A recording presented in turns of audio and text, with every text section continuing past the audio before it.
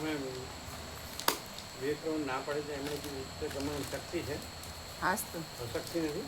નથી નથી એકદમ બરાબર છે, એકદમ બરાબર છે. કોઈ દવા નથી અને ચરી ધ્યાન રાખીને પાડીએ છીએ. કોઈ દવા નથી અત્યારે. એને રિપોર્ટ કર્યા બધા નોર્મલ છે.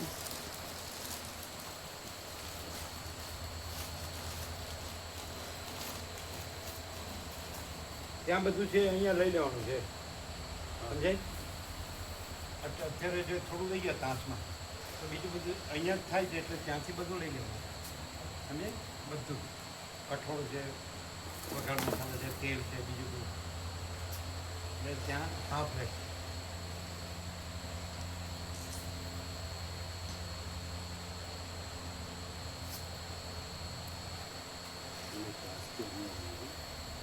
તો મૂકી દીધું, જે ઠંડુ હતું એ બધું ફ્રીજમાં મૂક્યું, બાકીનું પૌવા મમરા એ બધું વ્યવસ્થિત મૂક્યું.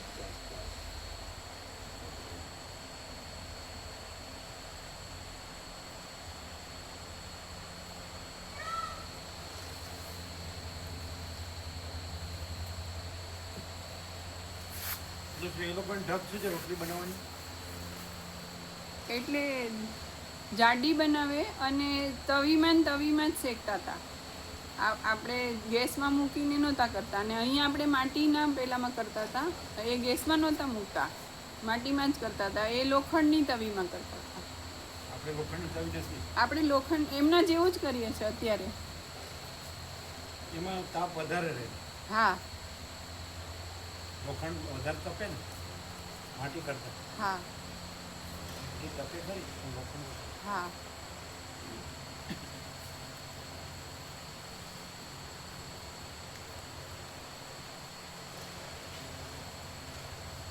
હવે કાચી ન રહેવી જોઈએ, બસ પાકી જાય એટલે.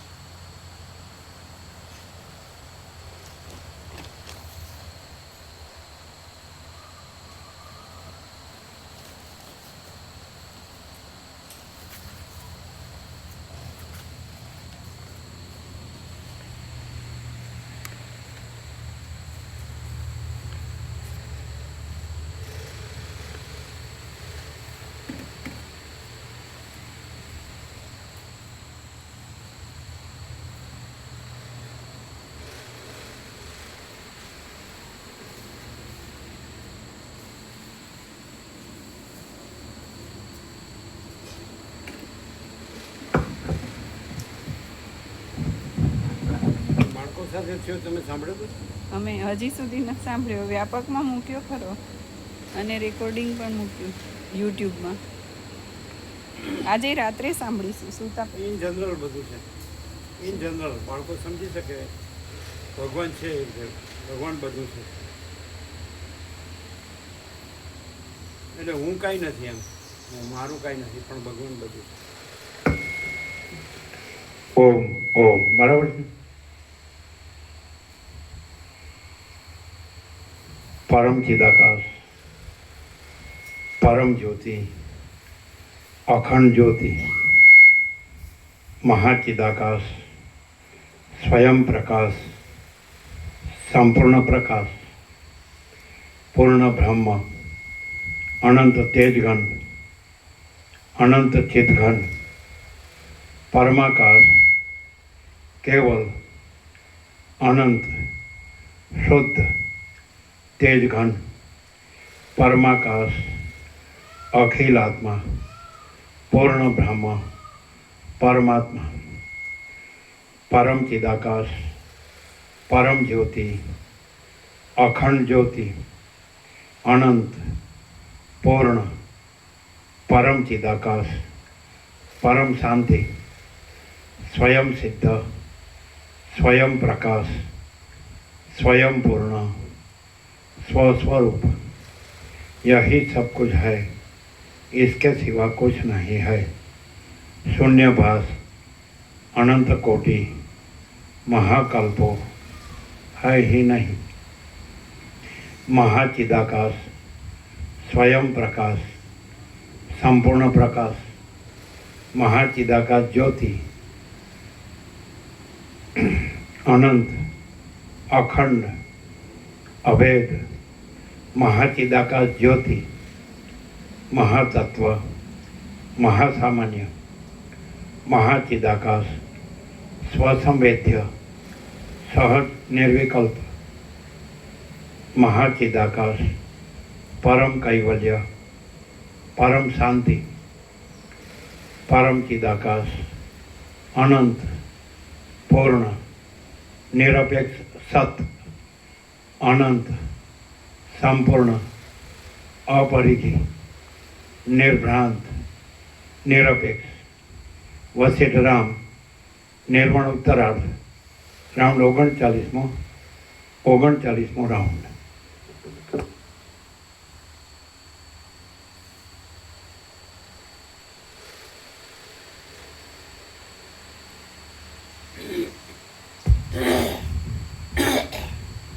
આદ્ય પરબ્રહ્મ સદગુરુ દેવ કી જય. ઓમ શ્રી પરમાત્મને નમઃ. સદગ્રંથોમાં શિરોમણી શ્રી યોગ વાસિષ્ઠ મહારામાયણ નિર્વાણ પ્રકરણ ઉત્તરાર્ધ સર્ગ 128મો પેજ નંબર 1525 1525 સર્ગ 128મો. વિપક્ષિત રાજાનું અવિદ્યામાં ભ્રમણ. 1525. હા, પેજ નંબર 1525 સર્ગ 128મો. વિપક્ષિત રાજાનું અવિદ્યામાં ભ્રમણ. આ 128મા સર્ગમાં તે અંધકારમય ખાઈને ઉતર્યા પછી બ્રહ્માંડના આવરણો વિશે અને એ વિપક્ષિત રાજાના અવિદ્યામાં ભ્રમણ થયા વિશે વર્ણન કરવામાં આવશે. આ સર્વ દ્રશ્યના અનુભવ વિશેનો ક્રમ મેં તમને કહી બતાવ્યો.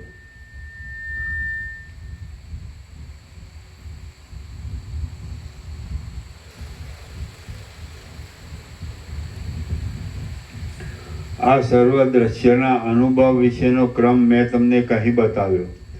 હવે લોકાલોક પર્વતમાં વિપક્ષિત રાજાને શું થયું તે વિશે હું કહું છું, તે તમે સાંભળો.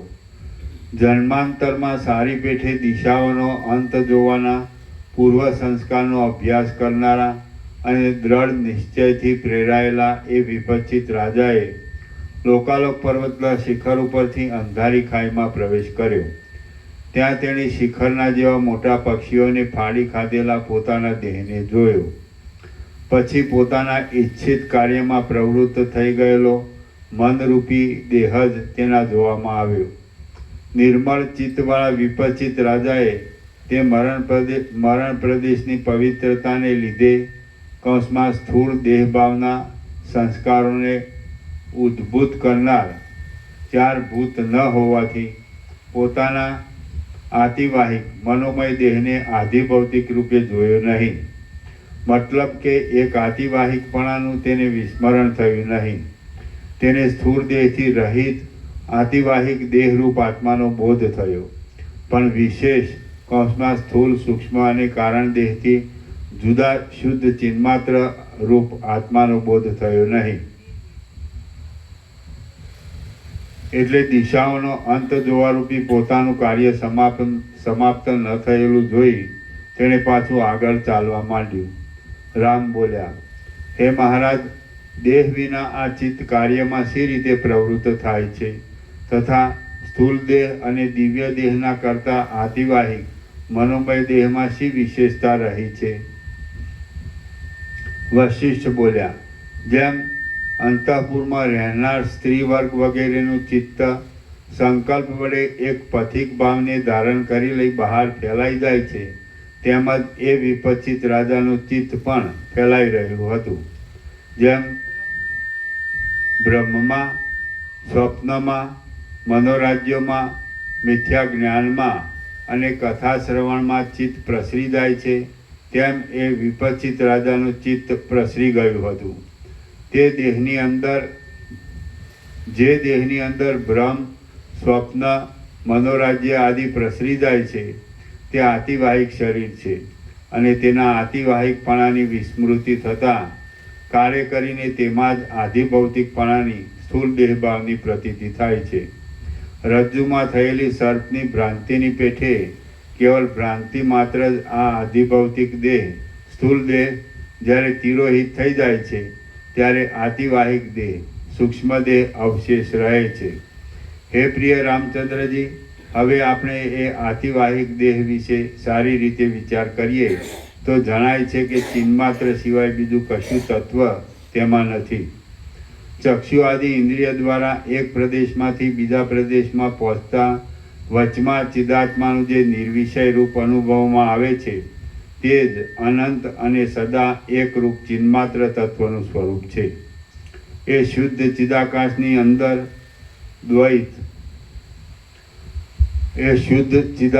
અંદર દ્વૈત ક્યાં છે અને રાગદ્વેષ આદિની સ્થિતિ પણ ક્યાં છે તે તમે જ કહો. સર્વ અનાદિ અને અનંત શિવરૂપ કૌંસમાં બ્રહ્મરૂપ છે એમ સમજવું, અનુભવવું તે જ પરમ બોધ કહેવાય છે. સર્વ અનાદિ અને અનંત શિવરૂપ બ્રહ્મરૂપ છે એમ સમજવું, અનુભવવું તે જ પરમ બોધ કહેવાય છે. મનના સંકલ્પોને છોડી દઈ સ્વસ્વરૂપમાં શાંતપણાથી સ્થિતિ કરી રહેવું એ જ ઉત્તમ બોધ છે. વિપચ્છિત રાજા મનના સંકલ્પોને છોડી દઈ સ્વસ્વરૂપમાં શાંતપણાથી સ્થિતિ કરી રહેવું એ જ ઉત્તમ બોધ છે. વિપચ્છિત રાજા આતિવાહિક દેહમાં સ્થિતિ કરી રહ્યો હતો, પરંતુ હજી તે યથાર્થ પરમ બોધને પ્રાપ્ત થયો ન હતો. કેમ કે આતિવાહિક દેહને હજી તે પોતાના આત્મારૂપ સમજ્યો હતો અને તેને લીધે જ પ્રથમ તેને ગર્ભવાસ જેવો અંધકાર દેખાયો હતો. પછી એ અંધકાર અંધારી ખાઈ એ અંધકારને અંતે બ્રહ્માંડના કપાટના જેવા એક અંડરૂપ થઈ રહેલું ભૂતળ પૃથ્વી આવ્યું. એ ભૂતળ ઉપરના અને નીચેના બંને ખંડના વિભાગના સંધિરૂપ છે. વજ્રના જેવું દ્રઢ છે, સુવર્ણમય છે અને કરોડો યોજન સુધી વિસ્તાર પામ્યું છે. એ ભૂતળ પછી એ વિપચ્છિત રાજા તે પૃથ્વીના કરતાં 8 ગણા વિસ્તારવાળા જળને પ્રાપ્ત થયો. દ્વીપના અંતે જેમ સમુદ્ર રહે છે તેમ તે કપટરૂપી ભૂમિને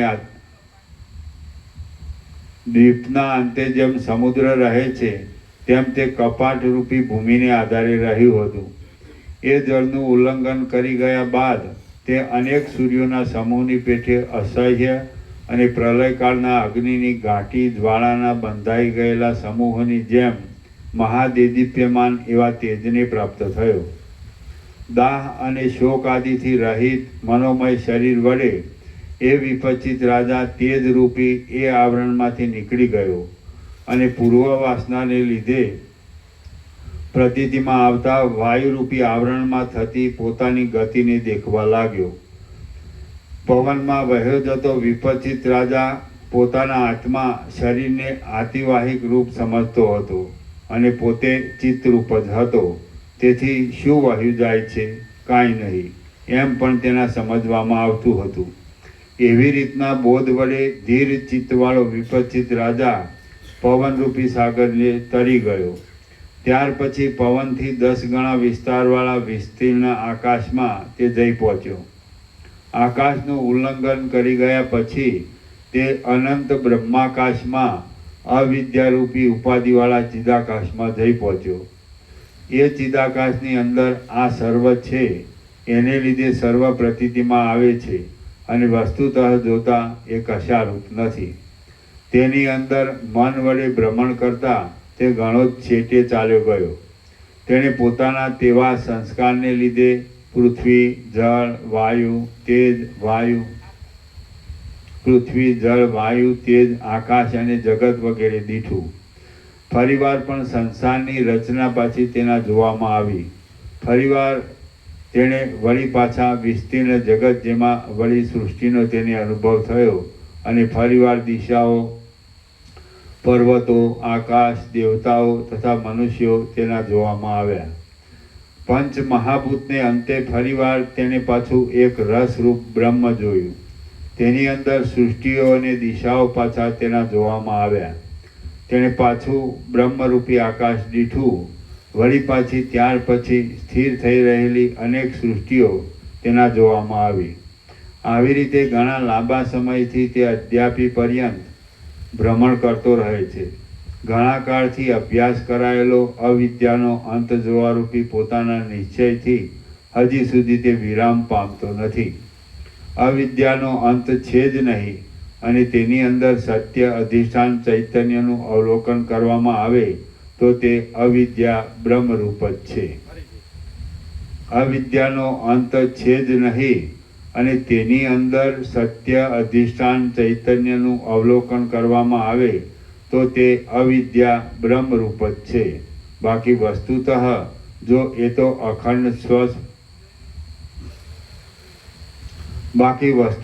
જોઈએ તો એ તો અખંડ સ્વસ્વરૂપમાં રહેનાર બ્રહ્મની અંદર એ અવિદ્યા છે જ નહીં. અમુક દ્રશ્ય છે અને અમુક અવિદ્યા છે એવા વિકલ્પ રૂપે આત્મા જ વિવર્ત ભાવથી પ્રસરી રહ્યો છે.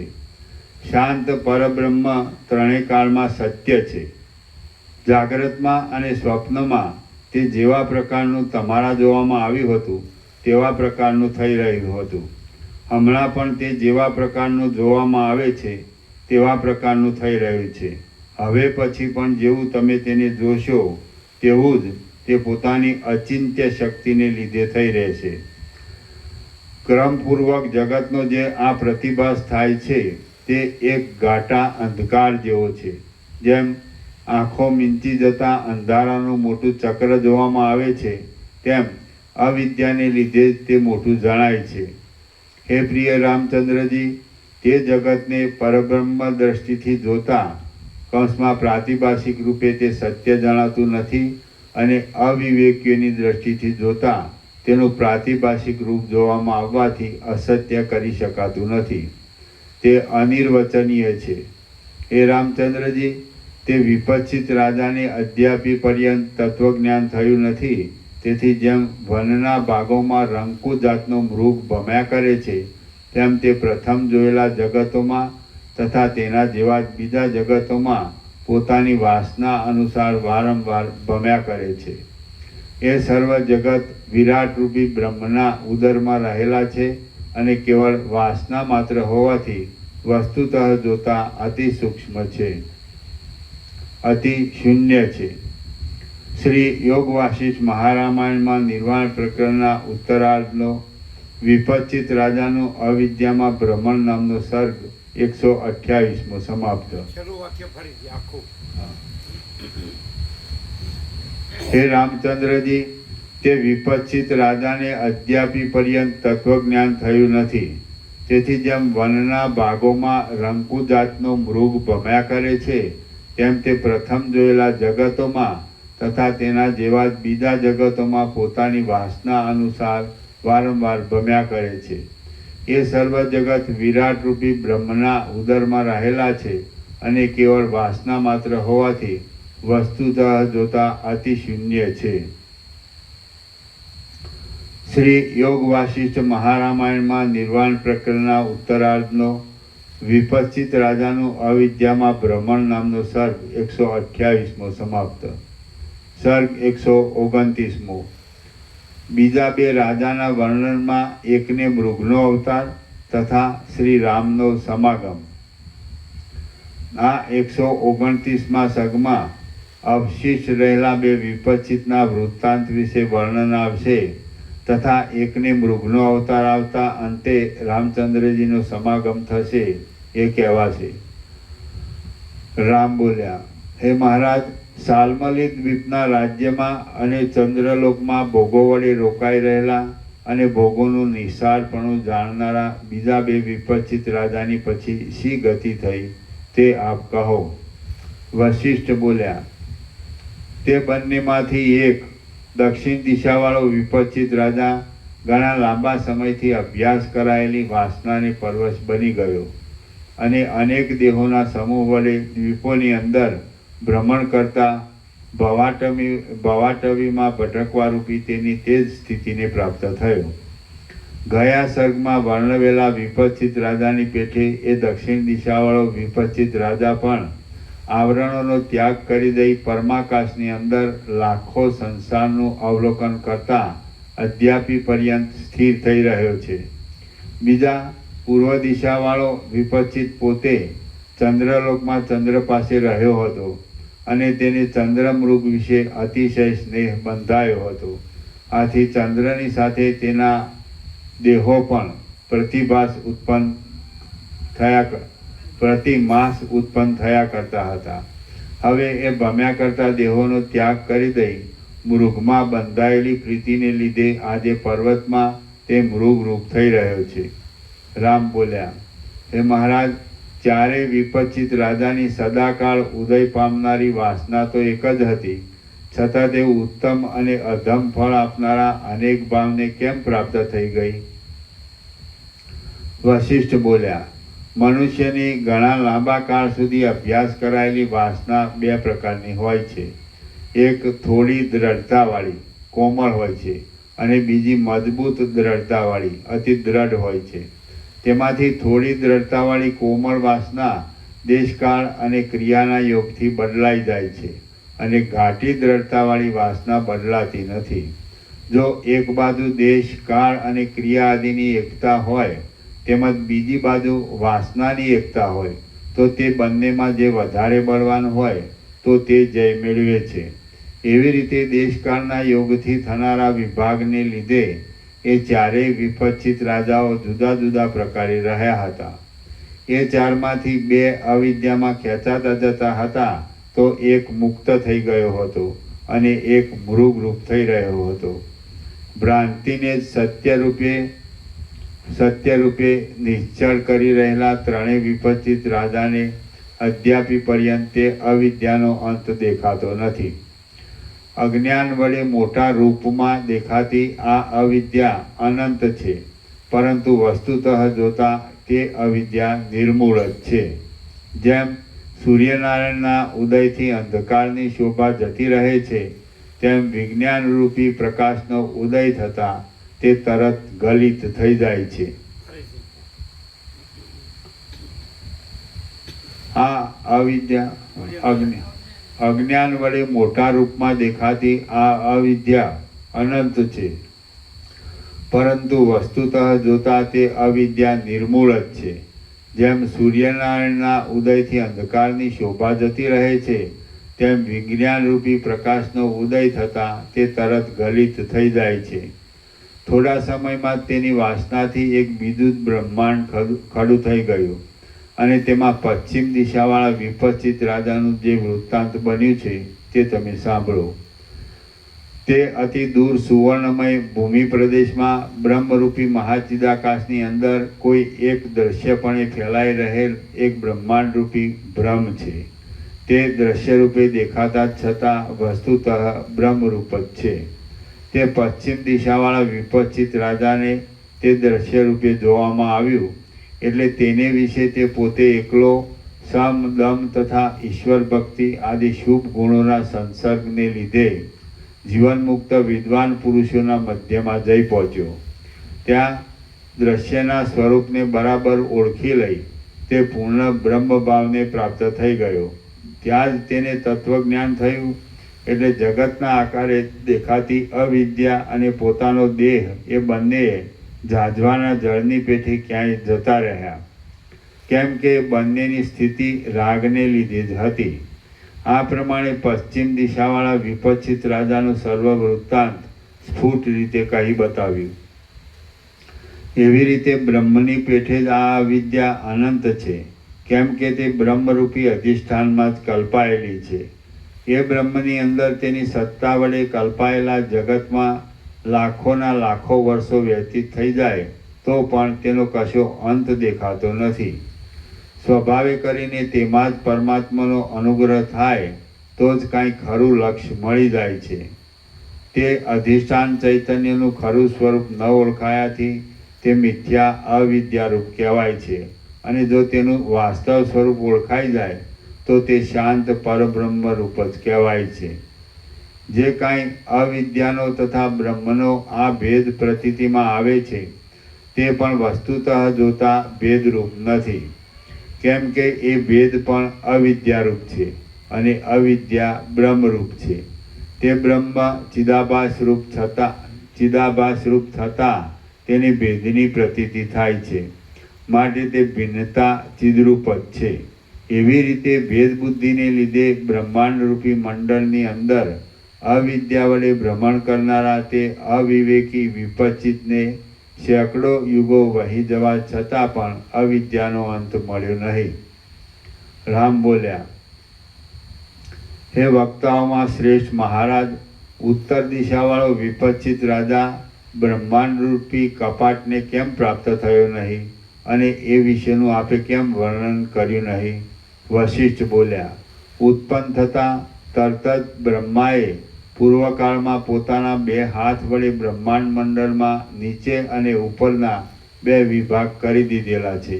આથી ઉપરનો ભાગ નીચેના ભાગથી અતિ દૂર રહેલો છે અને નીચેના ભાગને ઉપરના વિભાગથી ઘણું જ લાંબુ અંતર છે. આ બંને વિભાગોનો આશ્રય કરીને જ જળ આદિ આવરણો જાણે રહ્યા હોય એમ જણાય છે. એ આવરણોને આધાર પણ તેનો જ છે અને તેની અંદર જ તે રહ્યા છે. બ્રહ્માંડના એ બંને કપાટના મધ્ય ભાગમાં આ અપાર સર્વ તરફ આગળ પાછળ વગેરે બાજુમાં અનંત અને શ્યામ એવું જ કાંઈ દેખાય છે તે આકાશ છે એમ તત્વવેત્તાઓનું સમજવું છે.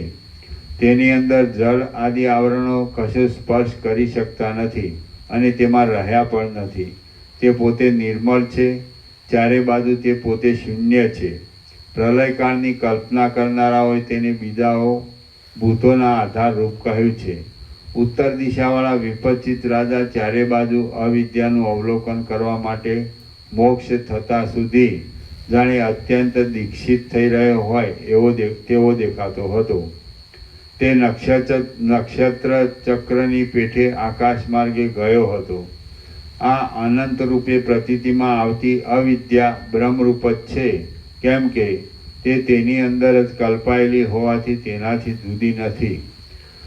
જ્યાં સુધી તેનું વાસ્તવ સ્વરૂપ ઓળખવામાં ન આવે ત્યાં સુધી તેની સત્તા ભાસે છે, પરંતુ જ્યારે તેનું વાસ્તવ સ્વરૂપ ઓળખાઈ જાય છે ત્યારે તેની સત્તા પ્રતીતિમાં જ આવતી નથી. એવી રીતે તે વિપચિત રાજાઓ એકબીજાથી ઘણે દૂર પરમાકાશની અંદર અવિદ્યા સંબંધી કોઈ બીજા જ જગતોમાં ભમ્યા કરે છે. તેમાંથી કોઈ એક તો મુક્ત થઈ ગયેલો છે, કોઈ એક મૃગરૂપ થઈ રહેલો છે અને બીજા 2 તો પૂર્વના દ્રઢ સંસ્કારની પરસ્પર વશ બની જઈ અધ્યાપી ભમ્યા કરે છે. રામ બોલ્યા, હે મહારાજ, આપની જો મારા તરફ કૃપા હોય તો કહો કે એ વિપચિતો કેવા જગતમાં ભમતા રહે છે અને તેઓ એકબીજાથી કેટલે દૂર રહેલા છે? હે મહારાજ, એ જગતની અંદર એ વિપચિત રાજાઓ થયા તેઓ કેટલો પંથ કપાયા પછી આવે તે કહો, કેમ કે અહીં આપે જે અમને આખ્યાન કહ્યું તે અતિ આશ્ચર્યકારક છે. વશિષ્ઠ બોલ્યા, હે રામચંદ્રજી, અવિદ્યામાં ભ્રમણ કરી રહેલા 2 વિપચિત રાજાઓ જે જગતની અંદર રહેલા છે તે જગત યત્ન વડે પણ આપણને દ્રષ્ટિગોચર થાય તેમ નથી. ત્રીજા વિપચિત રાજા મૃગપણાને પ્રાપ્ત થયેલો છે અને જે જગતની અંદર રહેલો છે તે જગત કદાચિત આપને દ્રષ્ટિગોચર થાય ખરું. રામ બોલ્યા, હે મહાબુદ્ધિમાન વશિષ્ઠ ઋષિ, મૃગપણાને પ્રાપ્ત થયેલો વિપચિત રાજા જે જગતની અંદર રહેલો છે તે જગત ક્યાં છે એ આપ મને યથાર્થ કહો. વશિષ્ઠ બોલ્યા, પોતાની પૂર્વની જન્મભૂમિથી અતિ દૂર પ્રદેશમાં જઈ પરબ્રહ્મરૂપી મહાકાશની અંદર એ વિપચિત રાજા જે જગતમાં મૃગભાવને પ્રાપ્ત થઈ રહ્યો છે તે વિશે તમે સાંભળો. જેની અંદર તે મૃગભાવને પ્રાપ્ત થઈ રહેલો છે તે આ ત્રિલોકી છે એમ તમે સમજો. વળી જેમાં આ ત્રિલોકી રહી છે તે પરમાકાશ છે. આ ત્રિલોકી વિપચિત રાજાના પૂર્વજન્મના પ્રદેશથી અતિ દૂર આવેલી છે. રામ બોલ્યા, એ વિપચિત રાજા આ જગતમાંથી દિશાઓનો અંત જોવાની વાસનાથી તે ગતિને પ્રાપ્ત થયો હતો, તો પાછો તે અહિદ મૃગભાવને કેમ પ્રાપ્ત થયો? અને એ વાત ફરીને અહીં આવ્યા સિવાય અહિદ પાછી મૃગરૂપે અવતરવાની વાત શી રીતે ઘટી શકે? વશિષ્ઠ બોલ્યા, જેવી રીતે અવયવી પોતાના અવયવોને નિરંતર બરાબર રીતે જાણે છે, તેવી રીતે હું બ્રહ્મરૂપ મારા આત્માની અંદર રહેલા સર્વ બ્રહ્માંડોને જાણું છું. એ બ્રહ્માંડો અનિયત સ્થિતિવાળા છે, પ્રલયને પ્રાપ્ત થનારા છે, નાના પ્રકારના આકારે પ્રતીતિમાં આવે છે, અનેક છે, પરસ્પર અદૃશ્ય છે, એક ચિદાકાશની અંદર જ કલ્પાયેલા હોવાથી પરસ્પર ઓતપ્રોત છે, ઓતપ્રોત જેવો છે, અને પૃથ્વીના વિકારરૂપ પટતંતુ આદિના સ્વરૂપની પેઠે તેઓ બ્રહ્મની અંદર પ્રતીતિમાં આવે છે. હે રામચંદ્રજી, એ અનેક બ્રહ્માંડોની અંદર કોઈ એક બ્રહ્માંડની પદ્ધતિ અહીંની પદ્ધતિ જેવી જ છે. તેની અંદર આ વૃત્તાંત બનેલું છે. તે જાણે અહીં જ બન્યું હોય તેમ મેં તમને અહીં કહી બતાવ્યું છે. એ વિપચિત રાજાઓ પોતપોતાની વાસના વડે કલ્પિત એવા જુદા જુદા અનેક જગતોની અંદર જુદા જુદા દેહો વડે અનંત આકાશમાં પ્રથમ વર્ણવેલા દિશાઓના અંતરોમાં ભમતા હતા. તેમાં પૂર્વ દિશાવાળો વિપચિત રાજા તેટલા સમય સુધી પોતાના ધારેલા કાર્યમાં ઉત્સાહયુક્ત બુદ્ધિવાળો હતો, અને તે અનેક જગતરૂપી બ્રહ્મમાં ભ્રમણ કરી કાકતાલીય યોગથી આ બ્રહ્માંડમાં કોઈ એક પર્વતની ગુફામાં મૃગરૂપ થઈ રહેલો છે. ઘણે દૂર અનેક જગતોમાં ભ્રમણ કરી એ વિપચિત રાજા જે સૃષ્ટિની અંદર મૃગરૂપ થઈ રહ્યો છે તે આ જ સૃષ્ટિ છે. એ વાત પણ ચિદાકાશની અંદર કાકતાલીયની પેઠે કલ્પાયેલી છે. રામ બોલ્યા, હે મહારાજ, જો આપ કહો છો તેમ હોય તો તે કઈ દિશામાં, કયા દેશમાં, કયા પર્વતમાં અને કયા વનમાં મૃગરૂપ થઈ રહેલો છે તે આપ કહો. એ મૃગ હમણાં શું કરે છે? શી રીતે તે ધ્રુવ ખડને ચાવે છે? સર્વ ધાન્ય વડે ભરપૂર રસમય ભૂમિમાં નિવાસ કરનાર અને વૃદ્ધાવસ્થાને લીધે જાણે શિથિલ જ્ઞાનવાળો થઈ ગયો હોય તેવો થઈ રહેલો એ મૃગ પોતાના ઉદાર પૂર્વજન્મનું સ્મરણ ક્યારે કરશે? વશિષ્ઠ બોલ્યા, ત્રિગર્ત દેશના રાજાએ મને જે ક્રીડા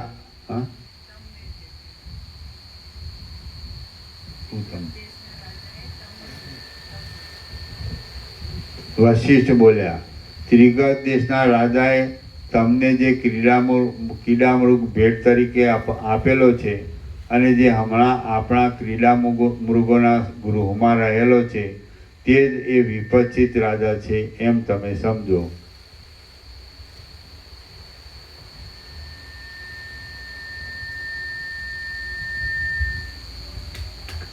વાલ્મીકી બોલ્યા, આ વાત સાંભળી સભામાં વિસ્મયને પ્રાપ્ત થઈ ગયેલા શ્રી રામચંદ્રજીએ એ ક્રીડા મૃગને બોલાવી લાવવા માટે અનેક બાળકોને મોકલ્યા. એ સુંદર મૃગને બોલાવી લાવતા તેણે વિશાળ સભાની અંદર પ્રવેશ કર્યો, અને સર્વ સભ્યોના સમૂહે તેને પુષ્ટિવાળો તથા પ્રસન્ન દીઠો. પોતાના દેહમાં રહેલા બિંદુઓ વડે તે તારાઓરૂપી બિંદુઓવાળા આકાશનું અનુકરણ કરતો હતો, અને પોતાના કટાક્ષપાતરૂપી કમળોની વૃત્તિ વડે એ સુંદરીઓનો પણ તિરસ્કાર કરતો હતો. એ ક્રીડામૃગ પોતાને જોવાને આતુર થઈ રહેલી સભા તરફ પણ લક્ષ્ય આપતો ન હતો, અને પોતાના ભય ભરેલા કટાક્ષો વડે સભાના સ્તંભ આદિમાં જડેલી શ્યામ મરકતમણીની કાંતિઓને ભ્રાંતિથી લીલું ઘાસ સમજી તેને ખાવા દોડતો હતો. કાન, નેત્ર અને ગ્રીવાને ઊંચી કરીને તે અસ્થિર અને નિવારણ ન કરી શકાય એવી પોતાની સ્થિતિ વડે તથા તેવા જ કાન, આંખ, ગ્રીવા આદિને ઊંચા રાખીને વેગથી ફરતો હતો. તેથી સભાજનો વ્યાકુળ થઈ જતા હતા. એ મૃગને જોઈ રાજાઓ, મુનિઓ, મંત્રીઓ અને સર્વ સભ્ય લોકો અહો, માયા અનંત છે એમ જાણી ઘણા લાંબા કાળ સુધી વિસ્મિત થઈ રહ્યા. સર્વ સભાસદોના અવલોકનરૂપી ઘાટી કમળની વૃષ્ટિ વડે તે મૃગ જાણે શ્યામ બની ગયો હતો અને નાના પ્રકારના રત્નોના કિરણોના સમૂહ વડે તે સુશોભિત હતો. એ મૃગને જોઈ રહેલી એ સભા અંદર આશ્ચર્યનો અનુભવ કરતી હતી અને તે ચિત્રમાં આલેખેલી કમલિનીની જેમ વિસ્મયથી જાણે કે સ્તબ્ધ થઈ રહી હતી.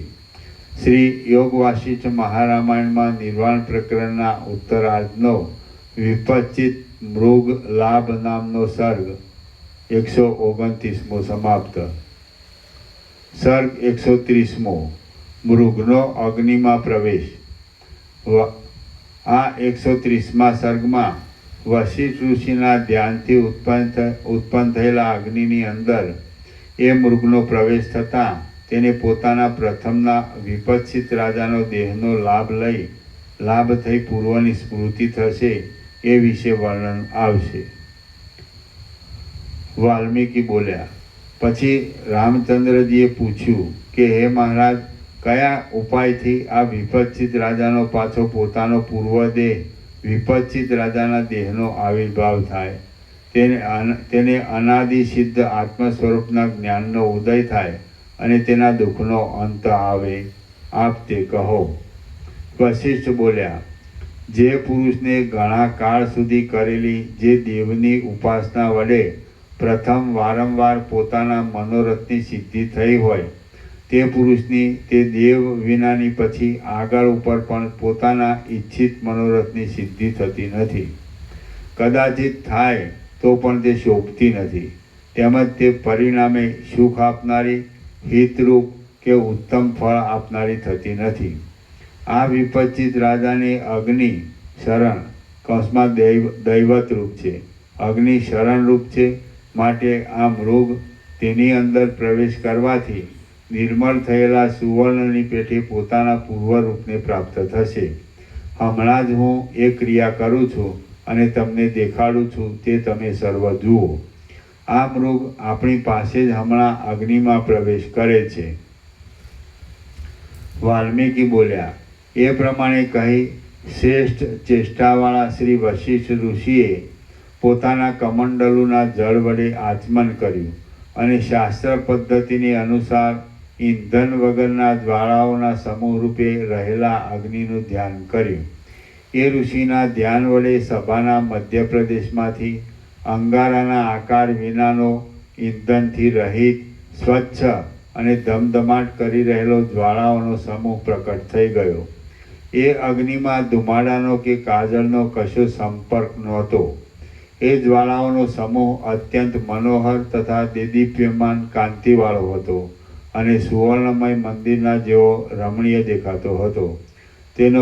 તેનો આકાર વિકસિત થયેલા કેસુડાના પુષ્પના જેવો હતો અને સંધ્યાકાળના વરસાદના વાદળાની પેઠે તે ખીલેલો જણાતો હતો. તે જ્વાળાઓનો સમૂહ જોઈને સર્વ સભ્યો દૂર જતા રહ્યા હતા અને તેને જોતા તે મૃગે પોતાના પૂર્વકાળના રૂઢ થઈ રહેલા ભક્તિભાવ વડે આદરપૂર્વક દર્શનના ક્રમથી હર્ષ બતાવ્યો. પછી અગ્નિના દર્શન કરી ક્ષીણ પાપવાળો થઈ રહેલો અને તેમાં પ્રવેશ કરવાની ઈચ્છા રાખનારો તે મૃગ દૂરથી જેમ સિંહ ઉછળે તેમ અગ્નિમાં પ્રવેશ કરવા માટે ઉછળ્યો. તેટલામાં મુનિવર્ય વશિષ્ઠ ઋષિએ પોતાના ધ્યાનની અંદર વિચાર કરીને એ મૃગને પોતાના દ્રષ્ટિપાત વડે ક્ષીણ પાપ નિષ્પાપ કરી દીધો અને તેઓ અગ્નિને કહેવા લાગ્યા કે હે ભગવાન અગ્નિ, આ મનોહર મૃગને તેની પૂર્વકાળની ભક્તિનું સ્મરણ કરી આપ કૃપા કરી પાછો વિપચિત રાજા રૂપ બનાવી દો. વશિષ્ઠ ઋષિ આ પ્રમાણે બોલતા હતા ત્યાં ઘણા વેગથી છોડેલું બાણ જેમ લક્ષ્યમાં પ્રવેશ કરે તેમ તે રાજસભામાં નિર્મુક્ત થયેલા તે મૃગે વેગથી અગ્નિમાં પ્રવેશ કર્યો. જેમ અરીસામાં પ્રતિબિંબિત થયેલો પુરુષ તેમાં પ્રવિષ્ટ થયા જેવો દેખાય છે, તેમ એ મૃગને પણ સર્વ સભ્યોએ જ્વાળાના સમૂહમાં પ્રવિષ્ટ થયેલો જોયો. ત્યારે તેનું શરીર સંધ્યાકાળના રાતા વાદળાના જેવા જ્વાળાના સમૂહમાં સ્પષ્ટ રીતે વિશ્રાંત થયેલું દેખાતું હતું. પછી જ્વાળાઓના અંદરના ભાગરૂપી આકાશમાં એક ઝીણા વાદળાની પેઠે રહેલા એ મૃગે મૃગભાવને છોડી દીધો અને તે સર્વને દેખાય તે પ્રમાણે મનુષ્યના આકારે થઈ ગયો. હવે તે રાજા જ્વાળાની અંદર સુવર્ણના જેવી કાંતિવાળો, પવિત્ર આકારવાળો અને મનોહર અવયવવાળો જણાવા લાગ્યો. જાણે સૂર્યબિંબમાં સૂર્યનારાયણ રહ્યા હોય, ચંદ્રબિંબમાં ચંદ્રમા રહ્યા હોય, મહાસાગરના કે મહાનદીના જળમાં વરુણદેવ રહ્યા હોય, અથવા તો સંધ્યાકાળમાં ચંદ્રમા રહ્યા હોય, તેમ તે અગ્નિમાં અત્યંત દેદીપ્યમાન થઈ રહ્યો.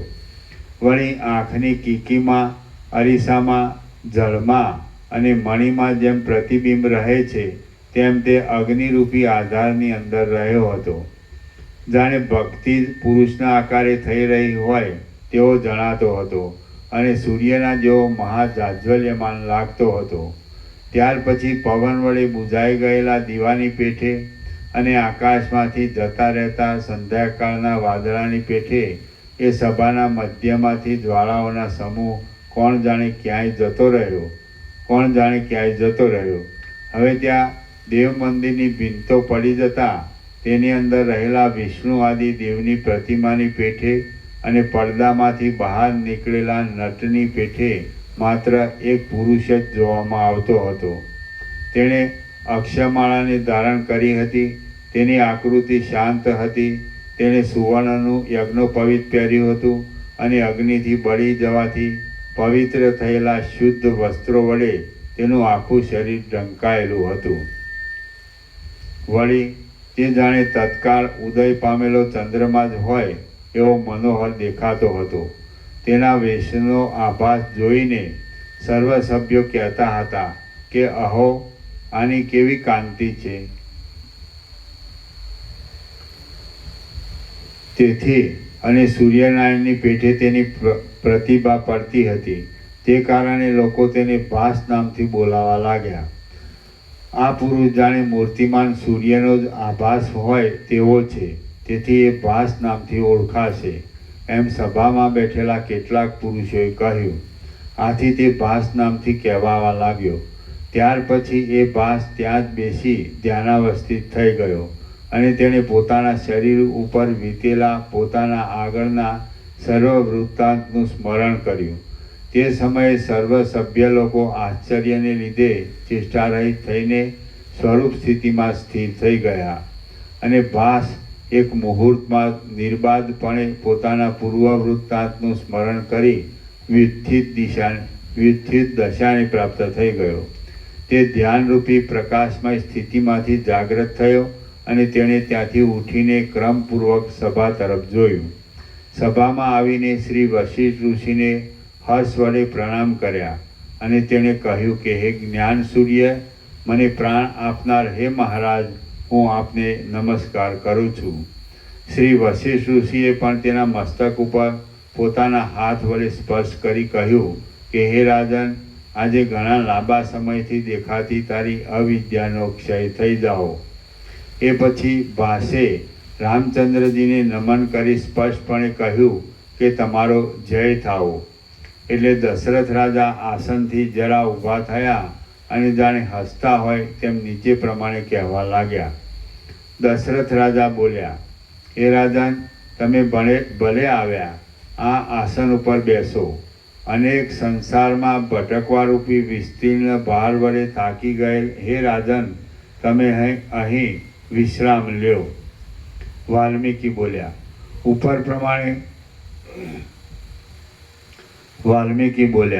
ઉપર પ્રમાણે દશરથ રાજા બોલ્યા એટલે ભાસ નામનો એ વિપચિત રાજા વિશ્વામિત્ર આદિ મુનિઓને પ્રણામ કરીને પોતાના આસન ઉપર બેઠો. દશરથ રાજા બોલ્યા, અહો, કેવી ખેદની વાત છે. જેમ વનનો હાથી બંધનમાં આવી જતા દુઃખનો અનુભવ કરે છે, તેમ આ વિપચિત રાજાએ અવિદ્યાને લીધે ઘણા લાંબા કાળ સુધી દુઃખનો અનુભવ કર્યો છે. અહો, અવિદ્યારૂપી દુષ્ટ દ્રષ્ટિવાળા પુરુષની ગતિ અતિ વિષમ છે. કેમ કે તે શૂન્ય આકાશની અંદર જ સૃષ્ટિના આડંબરની ભ્રાંતિને દેખાડે છે. આશ્ચર્ય છે કે વિશાળ આત્મારૂપી ચિદાકાશની અંદર અનંત જગતો રહેલા છે અને ઘણા લાંબા કાળ સુધી આ વિપચ્છિત રાજાએ તેમાં ભ્રમણ કરેલું છે. અહો, માયાના સ્વભાવરૂપી આ દ્રશ્યનો વૈભવ વસ્તુતઃ જોતા સાવ શૂન્ય જ છે, છતાં તેનો આ કેવો મહિમા છે. તે પોતે શૂન્ય છે, છતાં આકાશના જેવા અસંગ ચિદાકાશના એક રસ સ્વરૂપની અંદર તે અનેક જગતના આકારે પ્રતીતિમાં આવે છે. શ્રી યોગ વાસિષ્ઠ મહારામાયણમાં નિર્વાણ પ્રકરણના ઉત્તરાર્ધનો મૃગવહીન પ્રવેશ નામનો સર્ગ 130મો સમાપ્ત. સર્ગ 131મો વડધાના નામના રાજપુત્રોની કથા. આ 130મા સર્ગમાં વિશ્વામિત્ર ઋષિએ વડધાના નામના રાજપુત્રની કથા કહી તેનાથી પ્રેરાયેલો તે વિપચ્છિત રાજા પોતાની ભ્રાંતિનું વિસ્તારપૂર્વક વર્ણન કરશે. દશરથ રાજા બોલ્યા, આ વિપચ્છિત રાજા દિશાઓનો અંત જોવારૂપી અવિદ્યાના ઉદ્દેશથી કલેશ પામ્યો હતો. આત્મજ્ઞાનથી રહિત હતો, તેથી તેની આ સર્વ ચેષ્ટા વૃથા ભ્રાંતિરૂપ જ હતી. કેમ કે એવી મિથ્યા વસ્તુમાં દુરાગ્રહ રાખવો એ કલેશ આપનાર જ છે. વાલ્મીકી બોલ્યા, એ સમયે ત્યાં રાજાની પાસે બેઠેલા વિશ્વામિત્ર ઋષિ પ્રસંગને લગતા વાક્યો બોલ્યા. હે મહારાજ, ઉત્તમ બોધ નહીં પામેલા અનેક પુરુષોને આવા વિલક્ષણ પ્રકારના અનેક ભ્રાંતિરૂપી જ્ઞાનો હોય છે અને તેથી વાસના વડે ખડા થઈ ગયેલા તેવા જ પ્રકારના અનેક જગતો હોય છે. આજ 17 લાખ વર્ષ સુધી પોતાનો બંધાયેલો નિશ્ચય ક્ષીણ થયો નથી. તેથી વડધાના નામના રાજપુત્રો આ વિપચ્છિત રાજાની પેઠે હજી પૃથ્વીની અંદર ભ્રમણ કરી રહેલા છે. ભૂમિનો અંત જોવા માટે તે રાજપુત્રો ઉદ્વેગ રહિત થઈ મંડી રહ્યા છે અને વહ્યા જતા નદીના પ્રવાહની પેઠે તેઓ આજ સુધી નિવૃત્ત થતા નથી. આ મહાવિશાળ લોક વર્તુળાકારનો છે. તે આકાશની અંદર રહેલો છે. બાળકના સંકલ્પની વૃક્ષની પેઠે તે એક હિરણ્ય ગર્ભના સંકલ્પના નિશ્ચયરૂપ છે. આકાશની અંદર અદ્ધર લટકી રહેલા અને મધ વડે લીંપાયેલા દડામાં જેમ દસે દિશામાં કીડીઓ ફર્યા કરે છે, તેમ આ લોકના આધારે રહેનાર સર્વ જીવો પણ દસે દિશાઓની અંદર નિરંતર ભમ્યા કરે છે. ભૂગોળના જે અવયવો તેના નીચેના ભાગમાં રહ્યા છે અને જે અવયવો તેના ઉપરના ભાગમાં રહ્યા છે, તેમાં જ્યારે તે ભાગમાં જે જીવો રહે છે ત્યારે તે ભાગમાં તે જીવો નિવાસ કરતા ભમે છે. અંતરિક્ષમાં રહેનારી મંદાકિની આદિ નદીઓ અને સૂર્ય ચંદ્ર આદિ સહિત સર્વ નક્ષત્ર મંડળ વાયુના બંધનને લીધે ઘણા દૂરથી ભૂગોળનો જ આશ્રય કરી રહે છે અને તેઓ તેનો સ્પર્શ ન કરતા નિરંતર ઊંચે ભમ્યા કરે છે. આકાશ જ્યોતિષચક્ર સહિત એ ભૂગોળનું વેષ્ટન કરીને અહીં જ સર્વ દિશાઓમાં રહેલું છે. તે સર્વ દિશાઓમાં ઉપરના ભાગમાં રહેલું છે અને પૃથ્વી નીચેના ભાગમાં રહેલી છે. એ ભૂગોળના નીચેના ભાગમાં જે પદાર્થો રહ્યા છે તેઓ તે પ્રદેશોમાં તે અવયવોને પ્રાપ્ત થતાં જ ગતિ કરતા રહે છે. જે આકાશ ભાગની અંદર પક્ષી આદિ ઉડીને ગતિ કરે છે તેને ઉર્ધ્વ ભાગ કહેવામાં આવે છે. હે દશરથ રાજા, એ ભૂગોળમાં કોઈ એક દેશમાં વડધાના નામના રાજાઓ છે. તેમના કુળમાં પૂર્વકાળમાં 3 રાજપુત્રો થયા હતા. આ વિપચ્છિત રાજાની પેઠે દ્રશ્યરૂપે પ્રતીતિમાં આવતા પૃથ્વી આદિ જગતનો અંત જોવાનો દ્રઢ નિશ્ચય બાંધીને તેઓ પણ દ્રશ્યનો અંત જોવા માટે નીકળી પડ્યા હતા. અનેક દ્વીપોમાં તથા સમુદ્રોમાં પૃથ્વી પછી જળ અને વળી પાછી પૃથ્વી એમ ક્રમે કરી ઘણા કાળ સુધી ભ્રમણ કરતા તેમજ વચમાં મરણ થવાથી નવા નવા શરીરો ધારણ કરી લેતા એ રાજપુત્રોનો ઘણો લાંબો સમય એમ જ ચાલ્યો ગયો. સ્વચ્છ દડાની ઉપર લાગી રહેલી ફરતી કીડીઓની પેઠે નિરંતર ભૂગોળમાં ભ્રમણ કરી રહેલા એ રાજપુત્રો આજ સુધી દ્રશ્યના અંતને પામ્યા નથી, પણ બીજા નવા દેશાંતરનો તેમને અનુભવ થતો રહે છે. હે મહારાજ, તેઓ આજ સુધી આકાશની અંદર અધ્ધર રહેલા દડા ઉપર ફર્યા કરતી કીડીની પેઠે દ્રશ્યમાં જ ગૂંચવાઈ રહેલા છે, છતાં તેમને તેમાં કશો ખેદ થતો નથી. આ ભૂગોળના જે દેશોમાં તે જાય છે તે દેશોમાં તેમને અજ્ઞાનીની પેઠે જ ઉપર અને નીચે દિશાઓનો દેખાવ નજરે આવે છે. હે મહારાજા દશરથ, તેઓ કહે છે કે આપણે ઉદ્યોગ કરતા છતાં હજી દ્રશ્યના અંતને પ્રાપ્ત થયા નહીં, માટે હજી પણ અહીંથી આગળ ચાલીએ. એવી રીતે આ અનંત દ્રશ્ય વિશે વિચાર કરીએ તો આ કશું છે જ નહીં. સર્વ ચિદાકાશના કૌંસમાં હિરણ્યગર્ભના સંકલ્પનો એક આડંબર છે. આ જે કંઈ પ્રતીતિમાં આવે છે તે સ્વપ્નમાં દેખાતી સ્વપ્ન સૃષ્ટિના જેવું છે. સંકલ્પરૂપ છે, અનંત છે અને અજ્ઞાન વડે જ ખડું થયેલું છે. સંકલ્પ કિંવા કલ્પનાનું મૂળ અધિષ્ઠાન વિચારતા તે બ્રહ્મરૂપ છે, અને બ્રહ્મ જ એ સંકલ્પના આકાર વિવર્તરૂપ પ્રતીતિમાં આવે છે. વસ્તુતઃ જોતા એ બંને ચિદ્રૂપ જ છે. જેમ શૂન્યપણું અને આકાશ એમાં કશો ભેદ નથી, તેમ એ બંનેમાં પણ કશો ભેદ નથી. જળના પ્રવાહમાં થયા કરતી ચક્રી, તરંગ તથા પરપોટા આદિ તેના વિવર્તની પેઠે આ ચિન્માત્ર તત્વની અંદર જે કાંઈ વિવર્ત રૂપે ભાસે છે તે તેના જેવું જ છે. તેનાથી જુદો બીજો કશો પદાર્થ હોય એવો સંભવ જ નથી. આથી તેને બીજા કોની ઉપમા આપી શકાય? ચિદાકાશની અંદર પ્રથમથી જ આ જગતનો અભાવ છે, તેથી આ જગત શૂન્યરૂપ છે. જો એમ છે તો પછી ચિદાકાશ સત્ય છે એ વાત નિર્વિવાદ છે. તે ચિદાકાશ પોતે જ જગતના આકારે જાણે થઈ રહેલું હોય તેમ ભાસે છે. સૃષ્ટિ તથા પ્રલય એ બંને ચિદાકાશથી જુદા નથી. ચિદ્રૂપ પરમ તત્વ કર્મ અને વાસના અનુસાર જેવી કલ્પનાનો આશ્રય કરે છે તેમાં જ તે આસક્તિને પ્રાપ્ત થઈ જાય છે. જડ ચેતન રૂપે પ્રતીતિમાં આવતા પોતાના કૌંસમાં મનોવેદ્ય સંસારો વડે તે જેમ પ્રથમ ઘણા લાંબા કાળ પર્યંત સ્થિતિ કરી રહ્યો હતો, તેમ આગળ પણ ઘણા લાંબા કાળ સુધી મોક્ષ પર્યંત તે સ્થિતિ કરે છે. ચિદાત્માનું એક દ્રશ્ય અને બીજું અદ્રશ્ય એમ બે રૂપ છે. તેમાંથી અદ્રશ્ય રૂપ અવિનાશી છે. જન્મ આદિ વિકારથી રહિત એ અવિનાશી તત્વ જ પોતે આ જગતના આકારે ભાસે છે, પણ એ તત્વ વસ્તુતઃ જોતા જાણે કશારૂપ ન હોય તેમ ભાસે છે. જેમ શૈલીના ઉદરમાં શિલાઓ રહી છે, તેમ ચિદાત્મા રૂપી એક અણુની અંદર સમસ્ત જગતના અનુભવરૂપી અણુઓ રહેલા છે. તે અણુઓ સ્વચ્છ છે અને ચિદાકાશની અંદર ચિદાકાશ રૂપે રહેલ છે.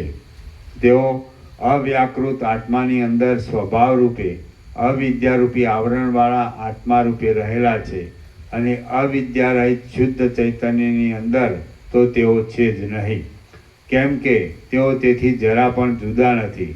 હે નિપુણ બુદ્ધિવાળા સભાસદો, આ જે બ્રહ્મનું પ્રકાશમય સ્વરૂપ ચારે બાજુ વ્યાપ્ત છે તે જ સારી પેઠે પૂર્વાપર વિચાર કરતા જગત રૂપે વિવર્ત ભાવને પ્રાપ્ત થઈ રહેલું છે એમ કહી શકાય. અહો, અતિ આશ્ચર્ય છે કે આ શુદ્ધ ચિદાત્મા પોતે પોતાના શુદ્ધ સ્વરૂપથી ભ્રષ્ટ ન થયા છતાં નાના પ્રકારની અવિદ્યાયુક્ત બુદ્ધિ વડે નાના પ્રકારની બની જઈ હું જીવરૂપ છું એમ સમજી ગ્લાનિ પામે છે. વિપચિત એવા બીજા નામને ધારણ કરી રહેલા હે રાજા ભાસ, તમે દ્રશ્ય પ્રપંચમાં કેટલું દીઠું, કેટલું ભ્રમણ કર્યું અને તમને તે સંબંધી કેટલું સાંભળે છે તે તમે સર્વ કહો. ભાસ બોલ્યો, દ્રશ્ય પ્રપંચમાં મેં ઘણું જોયું છે. કશા ખેદને ન પામતા મેં બહુ ભ્રમણ કર્યું છે, અને અનેક પ્રકારે જે બહુ મારા અનુભવમાં આવ્યું છે તે સર્વ મારા સ્મરણ પથમાં છે. હે મહારાજ, તે મહાવિશાળ અનંત આકાશ, અવ્યાકૃત આકાશને પ્રાપ્ત થઈ મેં ઘણા છેટે જુદા જુદા શરીરો વડે અનેક મોટા સુખ દુઃખોનો અનુભવ કર્યો અને અનંત જગતોનો પણ અનુભવ કર્યો. હે મહાત્મા, હું અગ્નિના વરદાનને લીધે દિશાઓનો અંત જોવામાં એક દ્રઢ ચિત્તવાળો થઈ ગયો હતો. વળી વર અને શાપના યોગથી મેં વિચિત્ર દેહો વડે અનંત દ્રશ્યોનો અનુભવ કર્યો હતો અને અનેક જન્માંતરો રૂપી ચકરીઓમાં ગોથા ખાધા હતા. હું પ્રત્યેક બ્રહ્માંડની અંદર નાના પ્રકારના દેહો વડે ભમતો હતો, છતાં મને પૂર્વજન્મનો દ્રઢ નિશ્ચય ભૂલાઈ ગયો ન હતો. આથી આ દ્રશ્ય રૂપે દેખાતી પૃથ્વી આદિના સ્વરૂપે પથરાઈ રહેલી અવિદ્યાનો અંત જોવા માટે હું વેગ વડે દ્રઢ યત્નવાળો થઈ ગયો હતો. મરણ સમયે મારા જોવામાં વૃક્ષો આવ્યા હતા, તેથી મારું ચિત્ત તેમને વિશે બંધાઈ ગયું હતું. આ સંસારના વેગને લીધે મને તેવા દેહનું ગ્રહણ કરવાની પ્રીતિ થઈ અને હું વૃક્ષ થઈને અવતર્યો. 1000 વર્ષ સુધી બહાર કશી પ્રાણ ચેષ્ટા ન થવાને લીધે મનને અંદર જ ધારણ કરી રાખી હું એ વૃક્ષમાં અહંતાનું અભિમાન બાંધી બેઠો અને મેં જીવ વડે અનેક દુઃખ અનુભવ્યા. આમ હું પૂર્વાપરનો વિચાર કરનારા ચિત્ત વિનાનો થઈ રહ્યો. ત્યાં હું પુષ્પ ફળ આદિની ઉત્પત્તિ કરવા અને તેમનો વિસ્તાર કરવા કંદની પેઠે પૃથ્વીના રસને તથા ઋતુ આદિ કાળને પરતંત્ર થઈ રહ્યો હતો. હું સેંકડો વર્ષ સુધી સુવર્ણના જેવા તેજોમય વર્ણવાળો, વૃક્ષના પાંદડા જેવો લાંબા કાનવાળો, દૂર્વાના અંકુરોનું ભક્ષણ કરવામાં અને ગાન સાંભળવામાં દ્રઢ આસક્તિવાળો, વનમાં રહેનારા મૃગોમાં બીજાના થોડા બળવાળો તથા નાના દેહવાળો અને કોઈની પણ હિંસા નહીં કરનારો મેરુ પર્વતના મૃગરૂપે થઈ રહ્યો હતો. ક્રૌંચ પર્વતમાં આવેલી કાંચનમય ગુફાઓમાં હું 50 વર્ષ સુધી સરભ થઈને રહ્યો. તે સમયે હું મારી પીઠને 8 ચરણ વડે થંભાવી રાખતો હતો. ત્યાં મારો મરણ સમય આવ્યો ત્યારે મેઘમાંથી નીચે પડનાર કરાઓના જળરૂપી નિમિત્તને લીધે હું મેઘની સાથે યુદ્ધ કરવા માટે પર્વતના શિખરોમાંથી ચડવા ઉતરવા આદિના કલેશને પામ્યો અને એમ મૃત્યુ પામ્યો. પછી હું વિદ્યાધરનો જન્મ પામ્યો. ત્યારે મલિયાચલના શિખરની તથા મંદરાચલની અંદર મંદાર વૃક્ષ, ચંદલ વૃક્ષ તેમજ કદમ વૃક્ષોની લતારૂપ ધરોને વિશે મેં કાળા અગરુના વૃક્ષોનો સ્પર્શ કરી આવેલ શીતળ સુગંધથી પવનની સાથે વિદ્યાધર્યોના મૈથુન ધર્મમાં એ વિદ્યાધર્યોની કળાઓ રૂપી અમૃતનો અનુભવ કર્યો હતો. એ પછી હું બ્રહ્માજીના હંસના પુત્ર રૂપે જન્મ્યો હતો અને મેં મેરુ પર્વતની ઉપર ગંગા નદીના તીરો ઉપર આવેલા પ્રદેશોમાં 1500 વર્ષ પર્યંત રમણ કર્યું હતું. તેમજ સુવર્ણમય કમળોના મકરંદો વડે પીળા બની ગયેલા ગંગાજળોનું પાન કર્યું હતું.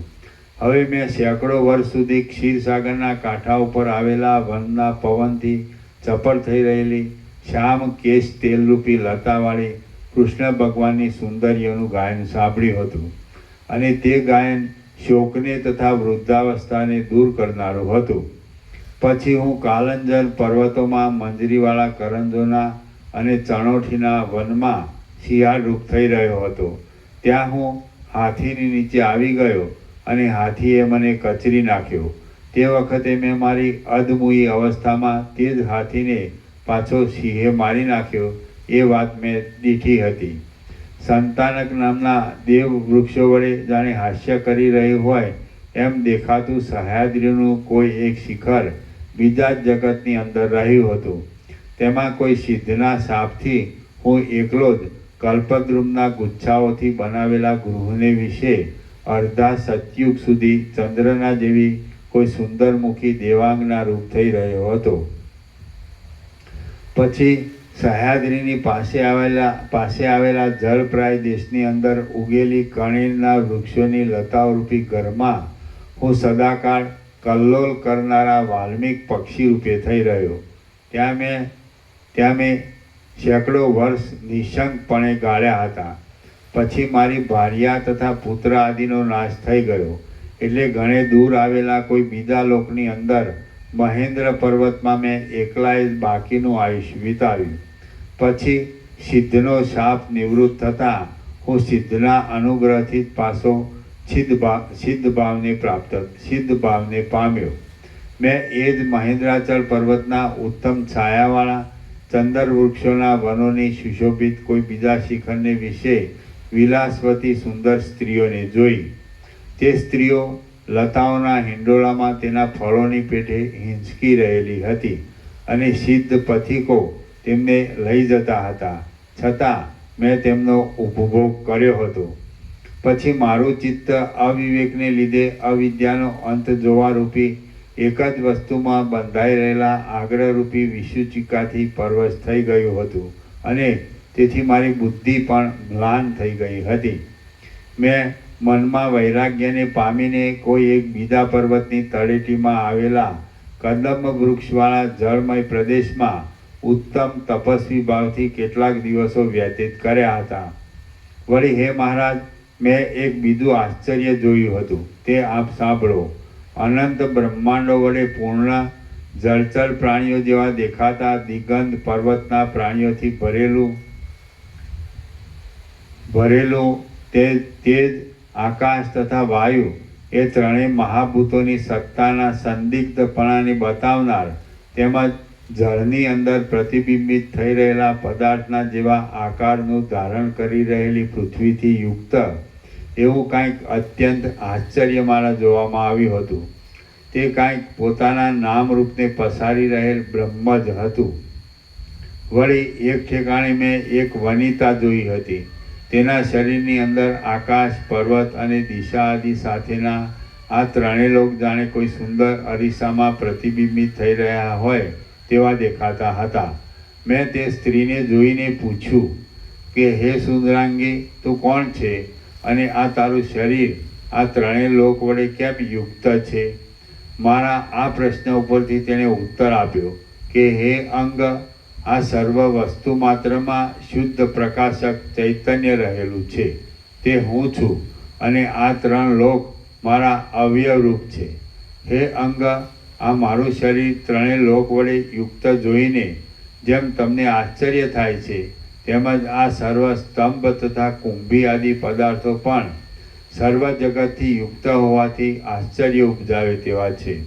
પરંતુ જ્યાં સુધી બીજાઓ તેના શુદ્ધ ચિન્મય સ્વભાવને જાણતા નથી ત્યાં સુધી તેમને તેની સર્વલયતા પણ જણાતી નથી.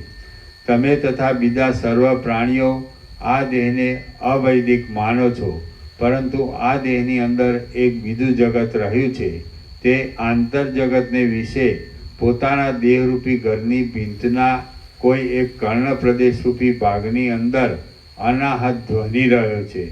તે સર્વ શબ્દ માત્રના એક સામાન્ય નાદરૂપ છે.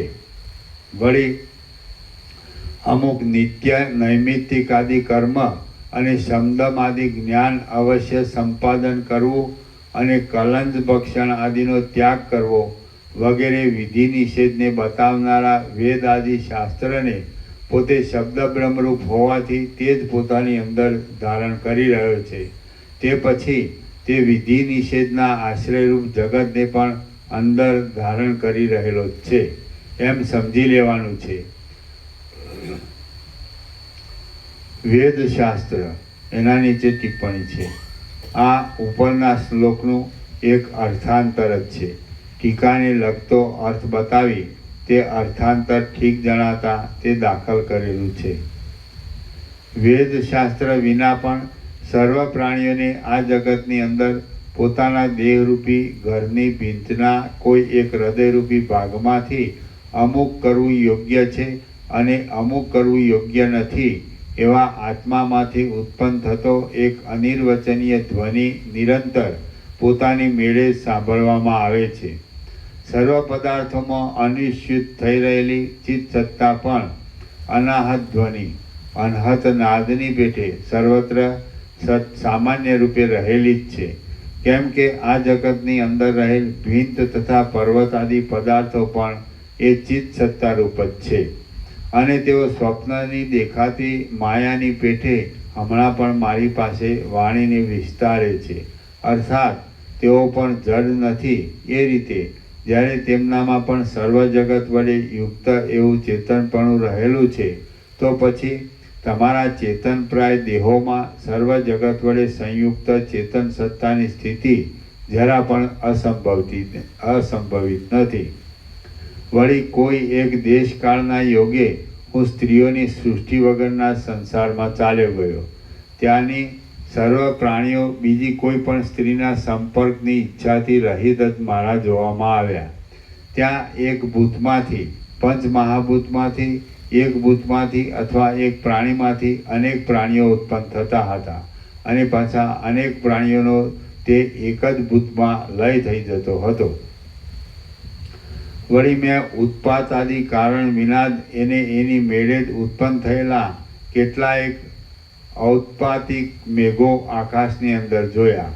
તે મેઘો પોતાના અનેક અવયવોમાં જણજણાટ કરી રહ્યા હતા, અને તેમાંથી જળની પેઠે જે કાંઈ વીજળી આદિ પદાર્થો પડતા હતા તેના કટકા થઈ જતા હતા, અને તે મનુષ્યોના તીક્ષ્ણ આયુધરૂપ બની જતા હતા.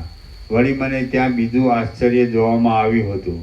આ જગતની અંદર જેટલા આ ગામના ઘરો છે તે બધા મારી ઝાંખી દ્રષ્ટિ વડે આકાશ માર્ગે ઉડતા હોય એવું મને દેખાયું હતું, અને તેઓ દિશાના કોઈ બીજા અંતમાં પ્રવેશ કરતા હતા. પાછું મેં તે જ ગામ મેં અહીં પણ જોયું, અને અહીંનો પદાર્થ વળી બીજે દેખાયો. વળી કોઈ બીજે સ્થળે અમુક મનુષ્ય છે, અમુક દેવ છે, અને અમુક સર્પો છે ઇત્યાદિ વિભાગ વિનાના અને સમાનતાવાળા સર્વ પ્રાણીઓ મારા જોવામાં આવ્યા.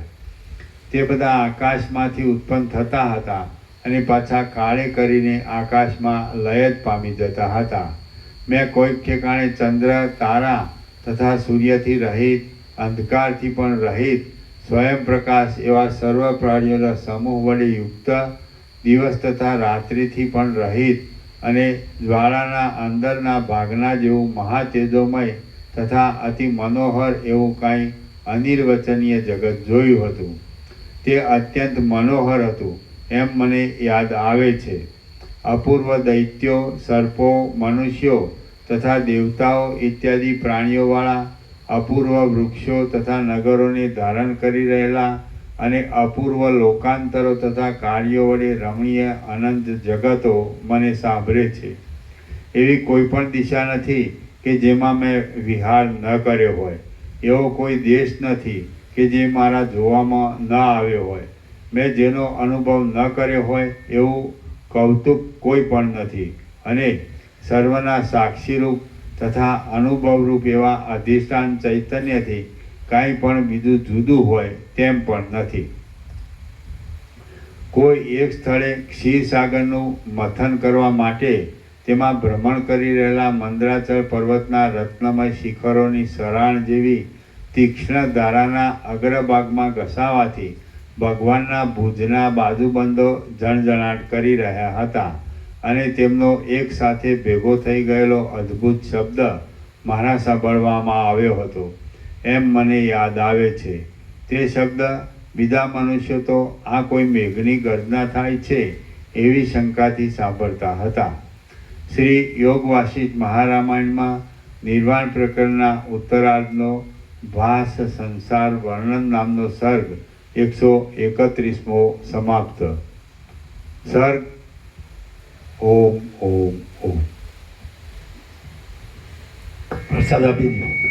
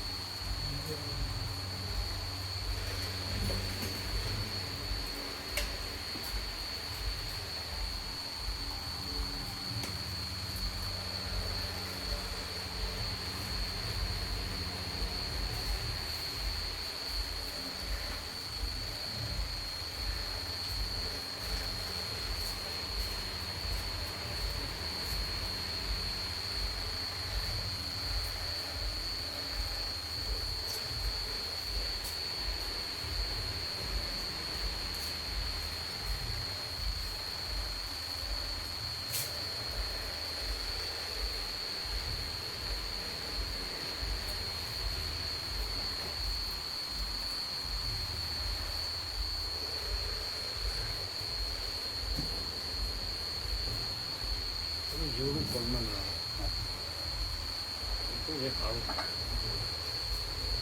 સાઈડમાં જાઓ ને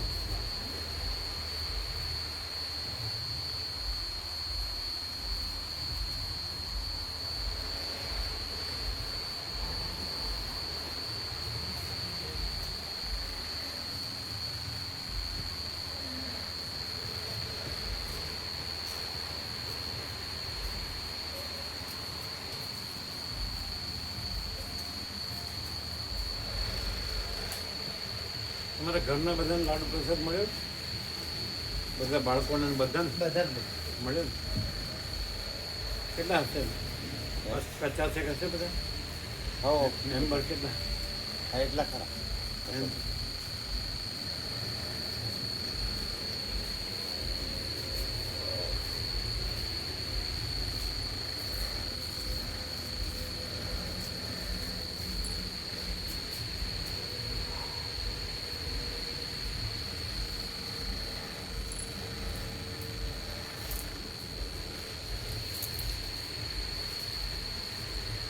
આજે આવ્યા નહીં હર્ષદ પ્રભુ મામા પ્રભુ આજે નહીં, કાલ સવારે નથી આવવાનું.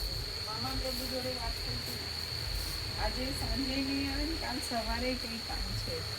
કામ છે કાંઈ હા એટલે આનંદ પ્રભુ નથી આવવાનું. બરાબર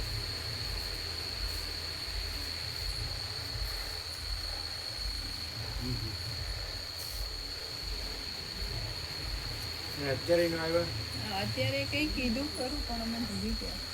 શું કીધું એમના કોઈને ત્યાં હતું. મામી મામી સાંભળશે નહીં. આજે સાંજે કેમ નહોતા આવવાના? કોઈને કંઈક હતું ને આજે ભાઈને ત્યાં કે શું કીધું? હા મને નથી યાદ રહ્યું. ભાઈને ત્યાં તો એક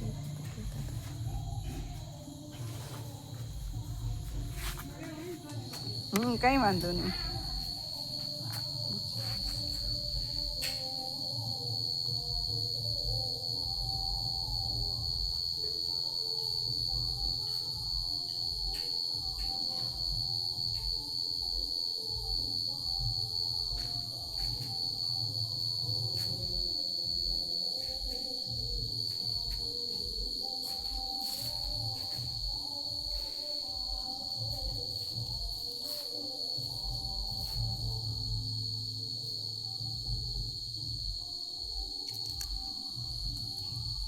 એવું છે અમારા જેજો બેઠો છે પાછળ ત્યાં નથી ને ના ઉડ્યું અમે જોયું. ઉડી ગયું. ક્યાંય પણ પાસે નથી ને એ તો સાથે આવી જાય પાછું અંદર ઉડી ગયું હા